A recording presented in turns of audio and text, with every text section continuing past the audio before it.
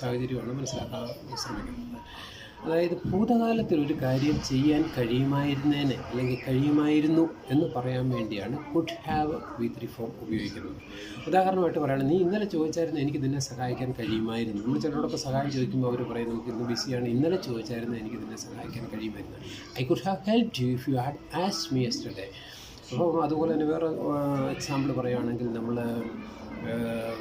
ഒരു ഹോസ്പിറ്റലിൽ സീരിയസ് ആയിട്ട് ഒരു രോഗിയെ ആക്സിഡൻറ്റിൽ പറ്റ രോഗിയെ അഡ്മിറ്റ് ചെയ്തു. അപ്പം രോഗി രക്ഷപ്പെട്ടില്ല. അപ്പോൾ രക്ഷപ്പെട്ടാതിരിക്കുമ്പോൾ ചിലപ്പോൾ ഡോക്ടർ പറയാൻ സാധ്യതയുണ്ട് 1 മണിക്കൂർ മുമ്പ് അഡ്മിറ്റ് ചെയ്തിരുന്നെങ്കിൽ എനിക്ക് രോഗിയെ രക്ഷിക്കാമായിരുന്നു.